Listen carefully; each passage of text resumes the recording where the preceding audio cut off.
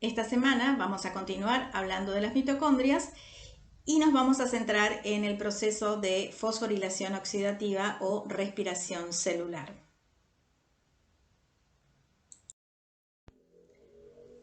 La competencia de desarrollar es que él y la estudiante pueda describir los cambios bioquímicos que se producen en el organismo que realiza actividad física. Los objetivos son analizar las diferentes fuentes de obtención de energía para el músculo, reconocer los principales cambios que se producen en el ciclo de Krebs y la fosforilación oxidativa. Las tareas previas para resolver las actividades de esta semana son que ustedes deben visualizar las microclases que se encuentran en el aula virtual sobre proteínas, mitocondria y ciclo de Krebs, donde además también está la fosforilación oxidativa. También pueden visualizar revisar las microclases de lípidos, monosacáridos y polisacáridos. Bueno, van a leer el texto del capítulo de Blanco de oxidaciones biológicas bioenergética, el apunte de Fernández de organizadores gráficos, el esquema de flujo y Stuart, respiración y metabolismo celulares para el metabolismo de aminoácidos. Esto va a constituir la bibliografía de esta semana.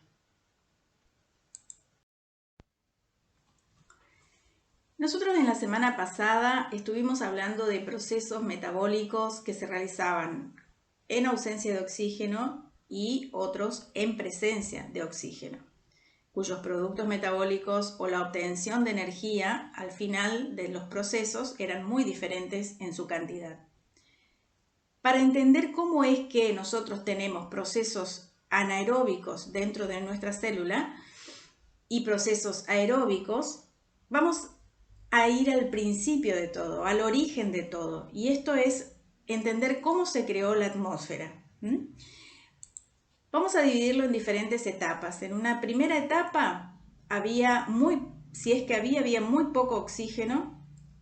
Y en esto hay diferencia con los autores en los tiempos, ¿no? Algunos dicen 4.500 millones de años y otros dicen que durante los primeros 2.000 millones de años de vida en la Tierra, la atmósfera estaba formada sobre todo con moléculas reducidas como oxígeno, hidrógeno molecular, amoníaco, agua, y en este periodo el planeta estaba formado por anaerobios, que capturaban y utilizaban energía mediante metabolismos independientes del oxígeno. Por ejemplo, la glucólisis y la fermentación. Si ustedes recuerdan, nosotros en la semana pasada habíamos dicho que la glucólisis era uno de los anaerobia, era uno de los procesos más conservados y que se producían de la misma manera en especies filogenéticamente muy distantes entre sí. En una segunda etapa, bueno, el vapor de agua se condensa, se forman los océanos y el dióxido de carbono reacciona con los minerales de la corteza de las rocas, de la corteza terrestre, y al disolverse en los mares se forman el agua salada. Luego, en una tercera etapa, y aquí viene lo interesante, es que también aquí hay como una diferencia entre los tiempos, ¿no? 3.500 millones de años. Otros dicen que luego hace 2.700 millones de años aparecen las cianobacterias. Estas realizan un nuevo tipo de proceso fotosintético que divide las moléculas de agua y se libera el oxígeno molecular. Sabemos que el oxígeno puede ser una sustancia muy tóxica. Imagínense cuando empieza a haber una cantidad más importante de este gas y la presencia de esta molécula en la atmósfera debió ser un agente muy potente para la selección natural. Sin la capacidad para usar el oxígeno, los organismos solo podían extraer una cantidad limitada de energía de sus alimentos y excretaban productos ricos en energía como ácido láctico y etanol. Vuelvan a revisar cómo es la glucólisis anaeróbica. Y estos productos no se podían metabolizar más. En cambio, los organismos que incorporaron el oxígeno en su metabolismo podían oxidar más estos compuestos hasta compuestos finales como el dióxido de carbono y el agua. Y en este proceso metabólico se extraía mucho más cantidad de energía. Estos organismos que se volvieron dependientes del oxígeno fueron los primeros aerobios de la Tierra y son los que dieron origen a todas las células procariotas y eucariotas dependientes del oxígeno que existen hoy. En esta cuarta etapa, con el tiempo, se forma una atmósfera muy similar a la que habitamos hoy, ¿sí? Donde se utiliza para obtener mayor cantidad de energía los procesos que utilizan oxígeno. Esta imagen seguramente ustedes ya la conocen, es la organela de la mitocondria, y en los eucariotas la utilización del oxígeno como medio de extracción de energía ocurre aquí dentro de esta mitocondria. Según el tipo celular, las mitocondrias podrían tener una estructura diferentes, ¿sí? Una puede ser en forma individual, como en forma riñonada, o pueden estar formando como una red tubular interconectada muy ramificada. Su tamaño es menor al de un glóbulo rojo, está alrededor de 1 a 4 micrómetros. Vamos a dar solamente algunos datos que nos van a servir para continuar con la clase. Ustedes deben mirar el video de mitocondrias que está en el aula virtual, que tiene muy bien explicado todas las partes, la estructura, la función, etcétera, de esta organela. Un dato importante es que estas mitocondrias pueden fusionarse, unirse entre sí o dividirse a través de un proceso de fisión en dos. Las mitocondrias ocupan un 15 o un 20% del volumen de una célula hepática promedio de mamífero y contiene más de 1000 proteínas diferentes. Un dato que vamos a dar es que las mitocondrias tienen dos membranas, una membrana externa que la recubre completamente y una membrana interna que tiene dos dominios, ¿sí? Uno de los dominios es la membrana limitante interna, se encuentra por debajo de la membrana mitocondrial externa, formando una envoltura externa de doble membrana. Y el otro dominio de la membrana mitocondrial interna se encuentra en el interior, ¿sí?, de la organela y forma crestas, ¿sí? Son invaginaciones para aumentar la superficie. Aquí se encuentran todos los complejos proteicos de la cadena respiratoria para la fosforilación oxidativa. Otro dato importante es que estas mitocondrias tienen en su membrana externa canales que se denominan porinas, ¿sí? Son proteínas integrales que poseen un canal interno para el pasaje de ciertas moléculas. Por ejemplo, el ATP, el NAD oxidado y la coenzima A, que son claves para el metabolismo interno dentro de la matriz mitocondrial. En cambio, la membrana interna, ¿sí?, es impermeable. Todas las moléculas e iones requieren transportadores de membrana especiales para ingresar a la matriz. Ya vamos a ver que hay sistemas de lanzaderas, por ejemplo, para pasar moléculas como el NAD reducido al interior de la matriz.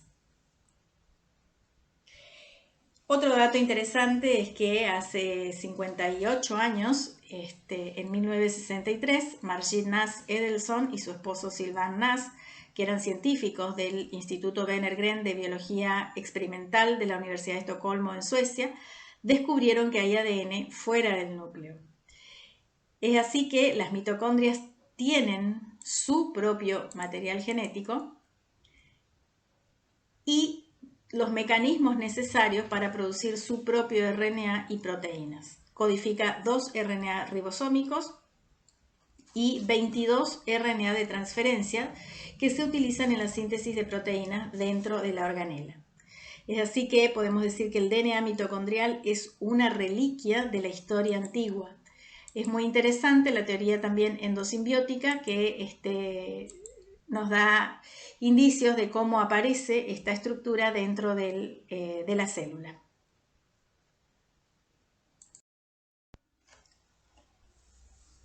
Bien, ahora vamos a comenzar a ver las distintas reacciones que se va produciendo hasta llegar al acetil-CoA, tanto de la glucosa como de los ácidos grasos y de los aminoácidos. Todos van a producir un producto final, que es el metabolito de acetil-CoA, para el ingreso al ciclo de Krebs. Nosotros en la clase anterior habíamos visto el primer paso de la glucólisis y nos referimos a la glucólisis anaeróbica, donde el producto final era el piruvato, o es el piruvato, y ahora vamos a ver en presencia de oxígeno cuál es la siguiente fase hasta la formación de acetil-CoA. Este piruvato se formaba en el citosol y el paso siguiente se realiza dentro de la mitocondria. Por lo tanto, el piruvato debería atravesar la membrana de la mitocondria e ingresar a la matriz para producirse esta reacción, que es producida por un complejo piruvato deshidrogenasa. ¿Qué le pasa al piruvato? Pierde un carbono y se oxida, es decir, y se une a la coenzima A. O sea, pasa de ser una estructura de 3 carbonos a una estructura de 2 carbonos unido a la coenzima A. Y en ese pasaje reduce un NAD oxidado a NAD reducido y la liberación de una molécula de dióxido de carbono. El balance energético de esta reacción es que se produce un NADH reducido más hidrógeno, que lo vamos a multiplicar por 2 porque recuerden siempre que se producen 2 piruvatos por cada mol de glucosa. Entonces obtenemos 2 NAD reducido y cada NAD reducido nos da nos da 3 ATP. Entonces vamos a multiplicar 2 por 3, 6 ATP. Es decir que este proceso nos va a brindar 6 ATP.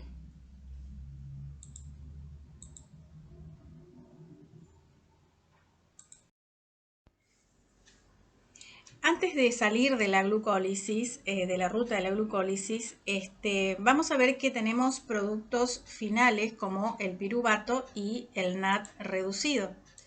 El piruvato sí puede atravesar la membrana de la mitocondria, no así el NAD reducido. El NAD oxidado sí lo puede hacer, pero el NAD reducido no, y es uno de los productos de la glucólisis, finales de la glucólisis. Entonces, en lugar de eso, los electrones del NAD reducido se usan para reducir un metabolito de bajo peso molecular. En el caso del glicerol fosfato, la lanzadera de glicerol fosfato, los electrones se transfieren del NAD reducido al fosfato de dihidroxiacetona para formar glicerol 3-fosfato, que sí puede ingresar al interior de la mitocondria a través de las porinas.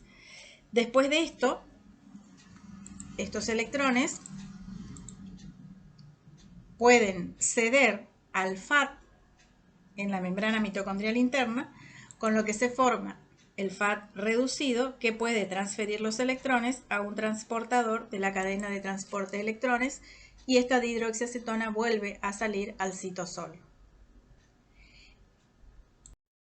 El otro mecanismo es un poco más complicado, más complejo, pero lo que utiliza es la lanzadera de malato aspartato y sus intermediarios están acoplados con intermediarios del ciclo de los ácidos tricarboxílicos o ciclo de Krebs, y también está relacionada con el metabolismo de aminoácidos y en el hígado con el ciclo de la urea. En el citosol, la malato deshidrogenasa, fíjense que aquí tenemos también metabolitos como el NAD reducido. Y vamos a ver que en el citosol la malato deshidrogenasa reduce el oxalacetato a malato. ¿Sí? Fíjense, partiendo de aquí, la malato deshidrogenasa citosólica, porque tenemos otra mitocondrial, reduce, utilizando el NAD reducido, pasa a NAD oxidado, a malato. Este malato difunde a través de la membrana mitocondrial externa por los canales de porina. Desde el espacio intermembrana, el malato se transporta a la matriz mitocondrial por el transportador mitocondrial de oxoglutarato, al que se lo denomina frecuentemente como transportador de ácidos dicarboxílico y antiporter de malato alfa-cetoglutarato. Antiporter porque uno entra y el otro sale. Una vez que el malato ha llegado a la matriz, sufre una oxidación a oxalacetato, catalizado por la malato deshidrogenasa 2, que es la mitocondrial, en una reacción en la que el NAD se reduce a NADH más protón. De esta manera, el par de electrones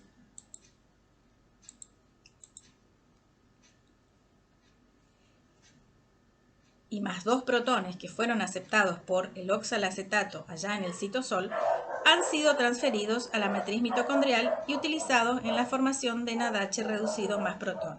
Ahora el par de electrones más 2 protones pueden ser cedidos al complejo 1 de la cadena transportadora de electrones, donde proporcionaría la fuerza protomotriz necesaria para la síntesis de 3 moléculas de ATP en el complejo 5. Fíjense que siempre el NAD ingresa por el complejo 1 a la cadena de transporte de electrones, como dato. Ahora vamos a ir a la beta oxidación de ácidos grasos. La beta oxidación de los ácidos grasos es justamente ir perdiendo carbonos, ¿sí?, de A2, de A pares, para producir acetil-CoA, que es el producto final que va a ingresar al ciclo de Krebs.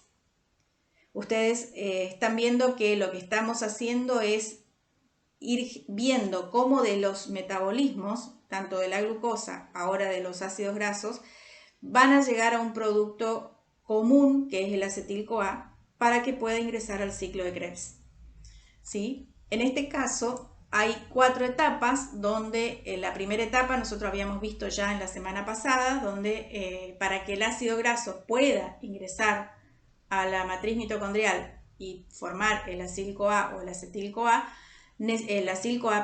que es el que iba a ingresar luego a sufrir esta reacción de beta oxidación, tenía que ser activado, ¿sí? Este ácido graso, para ingresar a la mitocondria, tiene que ser activado.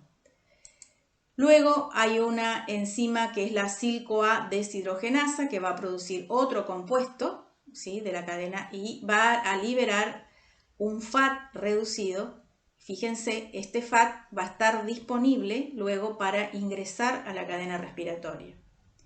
Luego sufre una hidratación a través de la enoil-CoA hidratasa. Todo esto sucede dentro de la mitocondria, ¿sí?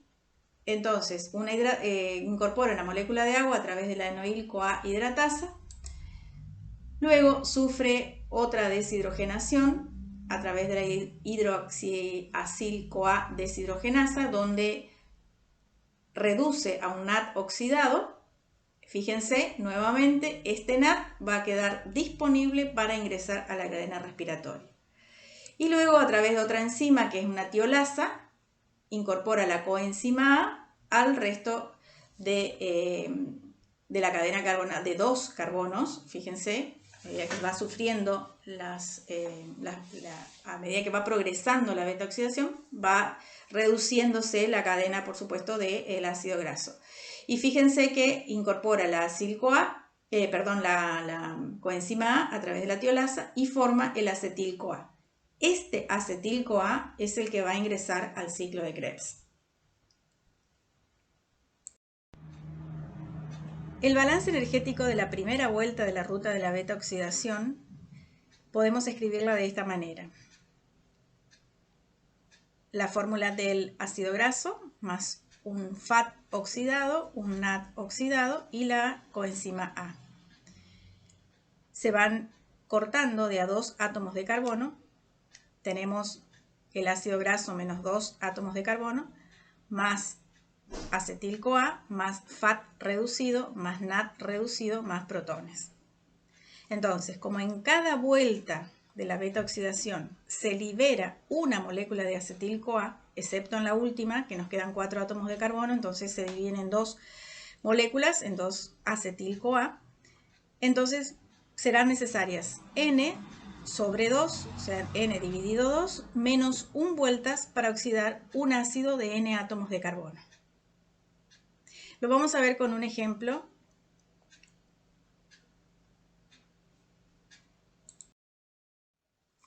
Por ejemplo, tras una primera vuelta a esta ruta de la beta oxidación, se escribe de esta manera, ¿no? La que ya habíamos visto.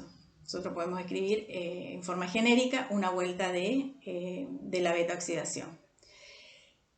Como en cada vuelta se libera una molécula de acetil-CoA, excepto en la última porque quedamos con 2 acetil-CoA, habíamos dicho que son necesarias entonces N/2 menos 1 vueltas para oxidar un ácido de N átomos de carbono. N es el número de átomos de carbono que tenga ese ácido graso. Por ejemplo, si partimos del ácido palmítico que tiene 16, el balance final será 16 carbonos, vamos a hacerlo, 16 dividido 2 nos da 8, menos 1, ¿sí? Es igual a 7 vueltas. Entonces, el palmitoil-CoA nos va a dar, el palmitoil-CoA más la utilización de 7 FAT oxidados, 7 NAT oxidados, más la coenzima 7, coenzima A, nos va a dar 8 moléculas de acetil-CoA, 7 moléculas de FAT reducido, FAT-H2, más 7 NADH, o sea, NAD reducido, más 7 protones.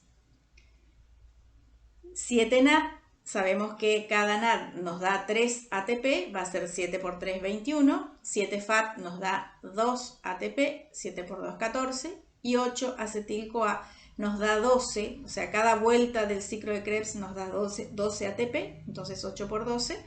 96 nos da 131 ATP, menos 2 ATP, que fueron las necesarias para activar el ácido graso, nos va a dar 129 ATP. Como la obtención de una molécula de palmitoil-CoA a partir de ácido palmítico y coenzima A consume 2 moléculas de ATP, se acuerdan allá en la activación del ácido graso, el balance definitivo total a dióxido de carbono y agua de ácido graso produce 16 moléculas de agua por mol de ácido, más la producción de agua asociada a la obtención de ATP a partir de ADP y fosfato inorgánico, nos va a dar 128 moles de agua. Bien, ahora vamos a al metabolismo de aminoácidos. En este caso vamos a ver que los aminoácidos sufren un proceso de transaminación en el citosol y un proceso de desaminación en el interior de la mitocondria. Son dos procesos diferentes que están muy ligados entre sí uno con el otro para producir el metabolismo de estos aminoácidos.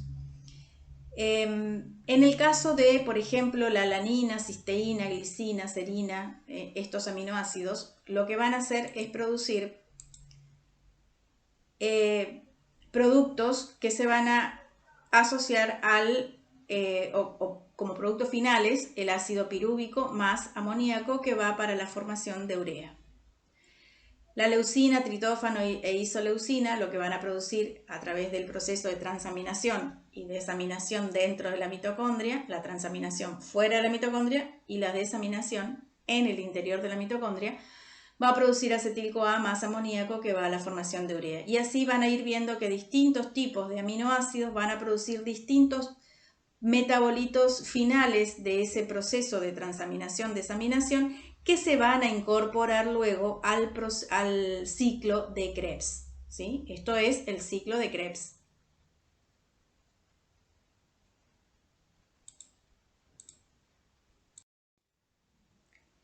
Y ahora vamos a integrar estos 3 grandes productos o esas 3 grandes macromoléculas que luego se van a ir metabolizando hasta aminoácidos, en el caso de las proteínas, aminoácidos, los ácidos grasos, los lípidos ácidos grasos y la glucosa que ingresa a través del proceso de glucólisis a la producción de acetil-CoA.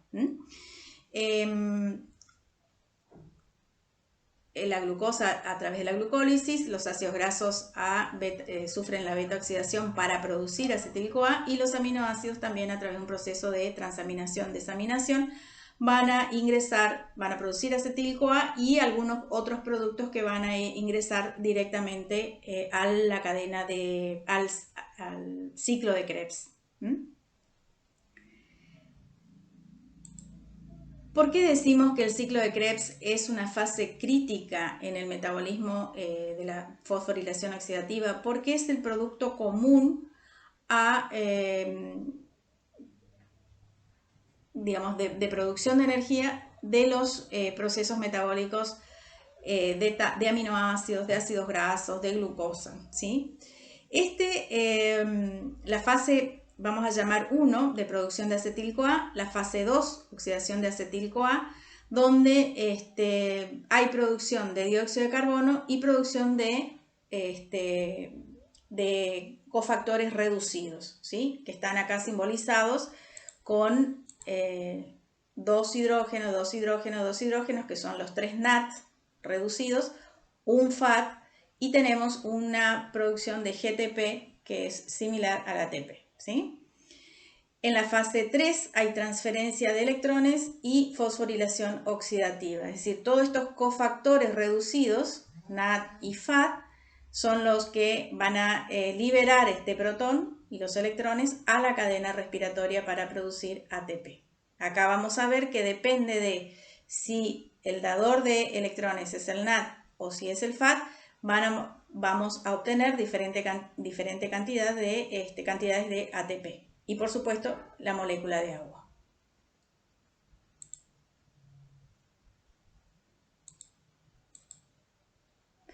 Van a ver que un NAT produce 3 ATP, un FAT 2 ATP, y esto nos va a dar 3 NAT, el ciclo de Krebs nos da 3 NAT, un FAT y un GTP.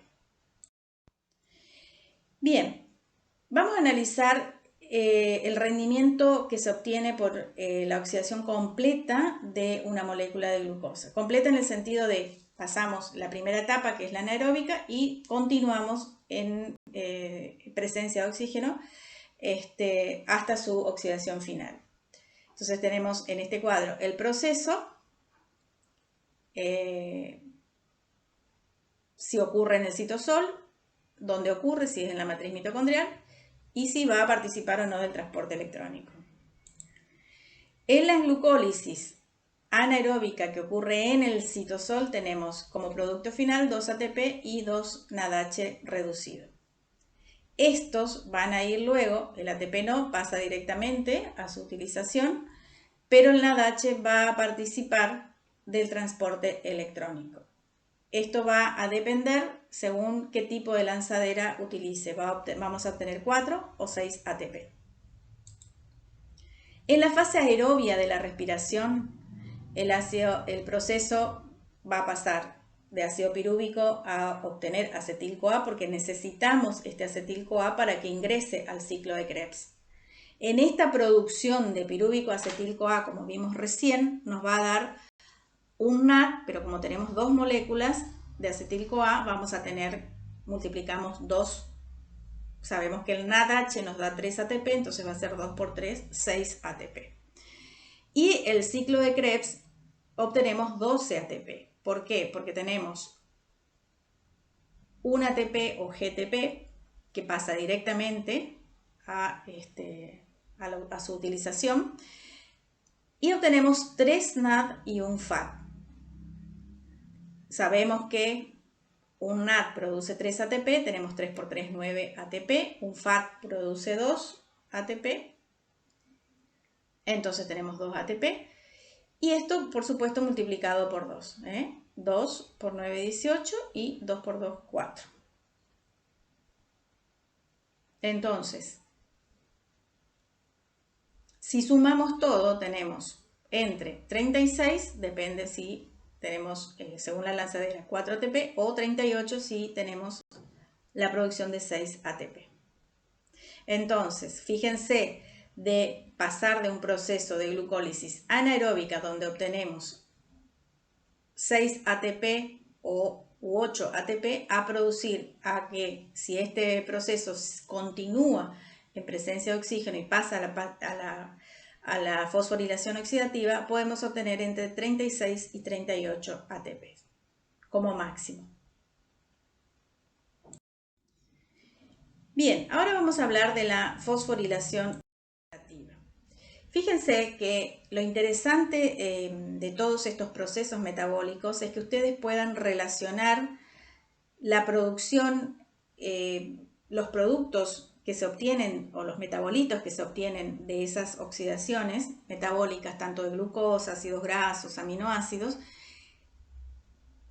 llegan a un punto común, que es la formación de acetil-CoA en el caso de glucosa y ácidos grasos, y en el caso de los aminoácidos también puede ser acetil-CoA, o pueden ingresar directamente como metabolitos del ciclo de Krebs. Ahora, ¿qué hacemos con todos estos NAD que se van produciendo? Estos NAD van a ir a formar parte o van a trasladar esos protones a la cadena respiratoria o a la cadena de electrones. Y esa integración es lo más interesante porque allí se van a producir los ATP. Aquí vemos representados los complejos, que son los aceptores de estos electrones, y están dispuestos en las crestas mitocondriales de la membrana interna.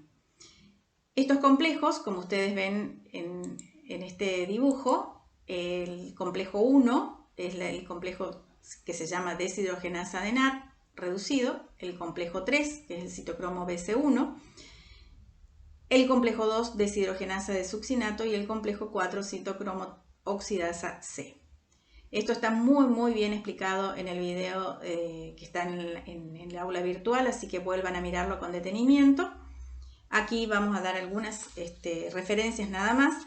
La cadena respiratoria, como se llama esto, o cadena de transporte de electrones, consiste en 4 complejos, ¿sí?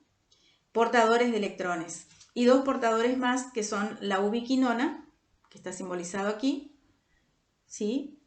Y el citocromo C. Estos se disponen de manera independiente, ¿no? Los electrones entran a la cadena a partir del NAD reducido, cede sus 2 electrones y se forma el NAD oxidado. Estos electrones entran a partir de la cadena, a partir del NADH, mediante el complejo 1 o mediante el complejo 2 si es FADH2. Entonces, estos electrones, ustedes van a ver que ingresan a la flavina mononucleótido, un complejo de hierro-azufre, el hierro se oxida, luego va a pasar estos electrones a la ubiquinona, y lo mismo sucede si ingresa desde el complejo 2, pasa a la ubiquinona, y luego esta ubiquinona que existe como reserva dentro de la bicapa de lípidos, y estos electrones reducidos pasan luego al complejo 3 de la ubiquinona, al complejo 3, y después al citocromo C, que parece o piensan que es móvil, ¿no? Estos electrones del citocromo C se transfieren al complejo 4, la citocromo oxidasa, y después al oxígeno para formar una molécula de agua.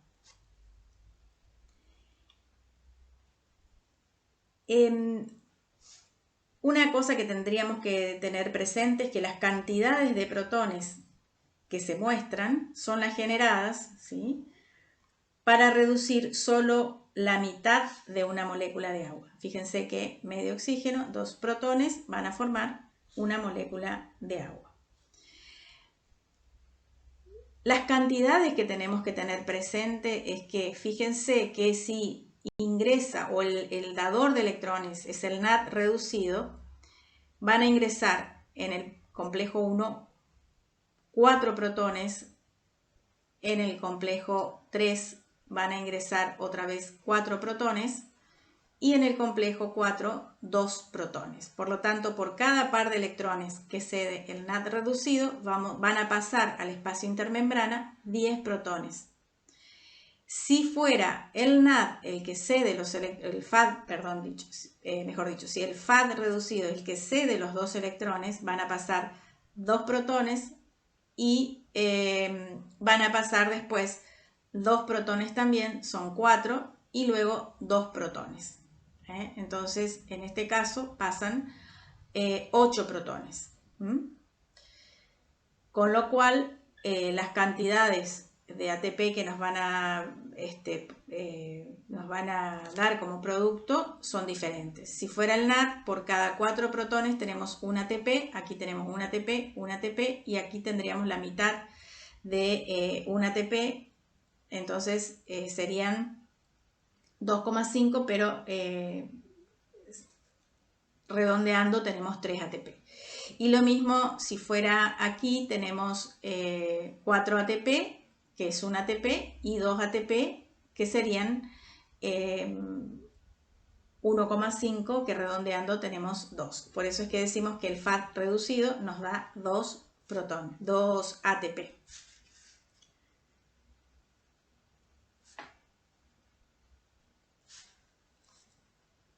Bien, ¿qué van a pasar con estos protones que están en el espacio intermembrana? Van a querer ingresar por gradiente, por diferencia de gradiente electroquímico y lo hacen a través de la ATP sintasa. No sintetasa, sino ATP sintasa. Una mitocondria típica del hígado de un mamífero tiene apenas 15.000 copias de la sintasa ATP.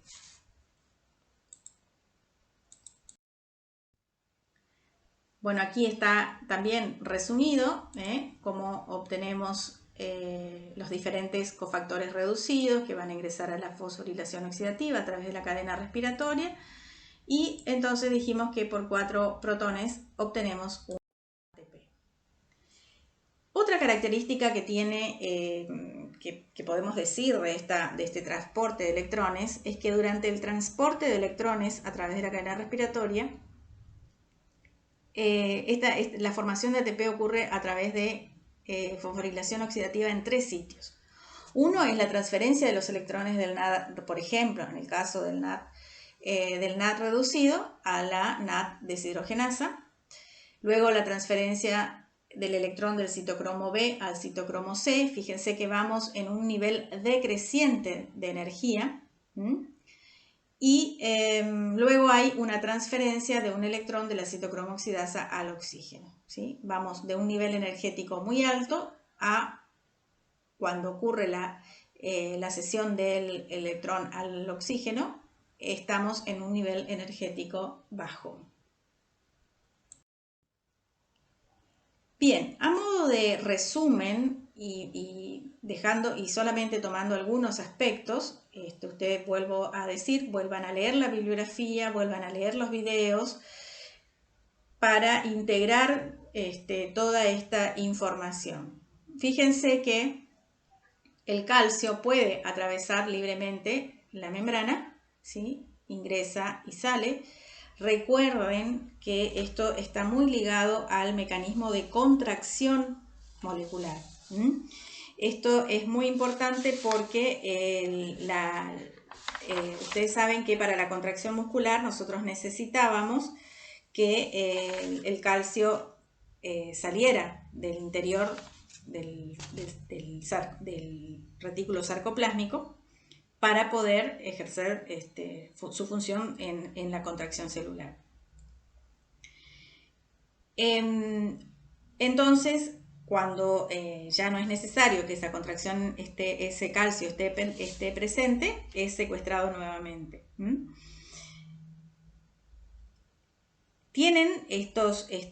Las mitocondrias tienen una participación vital en la captación y liberación de calcio, que son los iniciadores esenciales de actividad celular, por ejemplo la contracción muscular. Y junto con el retículo endoplásmico, las mitocondrias tienen una función importante en la regulación de la contracción de calcio del citosol. El piruvato puede pasar directamente al interior de la matriz mitocondrial. Fíjense que el piruvato luego pasaba a través de la piruvato deshidrogenasa a acetil-CoA. Y luego tenemos las lanzaderas, por ejemplo la del glicerol fosfato, malato, aspartato, que son las que nos van a introducir el NADH al interior de la matriz. También fíjense que Luego tenemos el ciclo de Krebs, que es el que va a terminar produciendo los cofactores reducidos. Y en las crestas mitocondriales tenemos los complejos, los 4 complejos y la ubiquinona y los citocromos de la cadena respiratoria.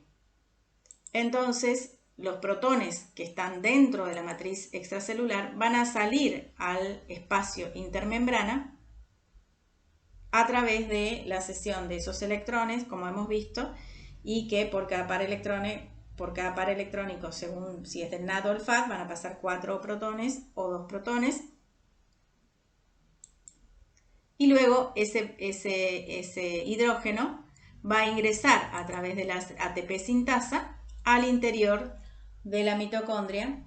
O sea, son varios, ¿no? Este funcionamiento de la ATP sintasa es muy importante que lo estudien en detalle. Esto también está en el video, para que puedan entender cómo es este proceso de producción de ATP cuando estos protones que se encuentran en el espacio intermembrana pasan nuevamente al interior, a la matriz mitocondrial, generando esta modificación de la afinidad del ADP por el fósforo inorgánico para producir ATP.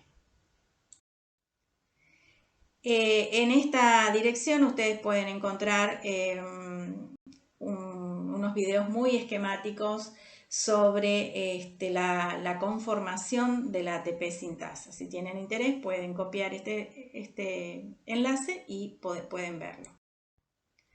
Bien, como actividad grupal ustedes tienen que elaborar un esquema de flujo. Para eso vuelvan a leer los organizadores de cómo se realiza un esquema de flujo, porque hay que respetar la simbología para poder entender y poder seguir un esquema de flujo.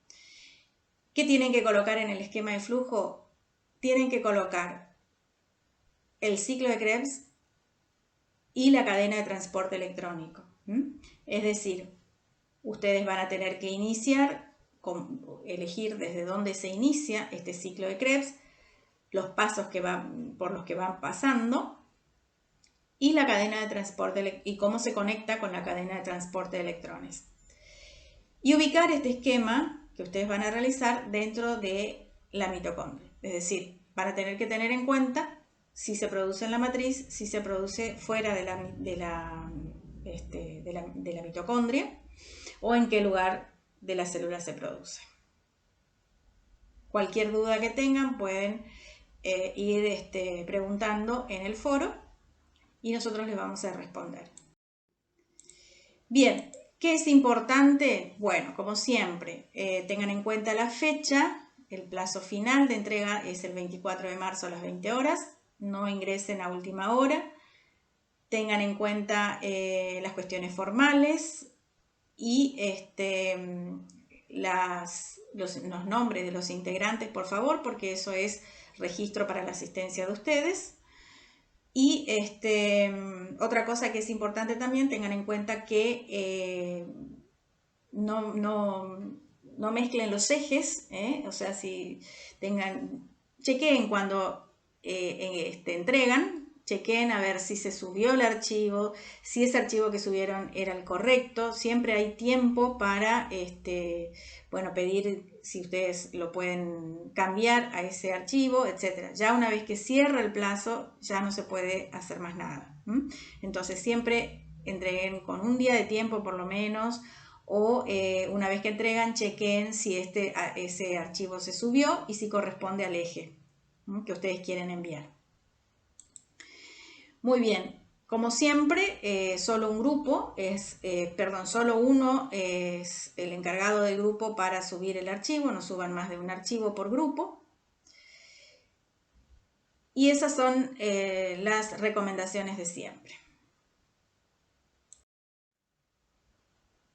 Y bueno, nos vemos en breve. Hasta pronto.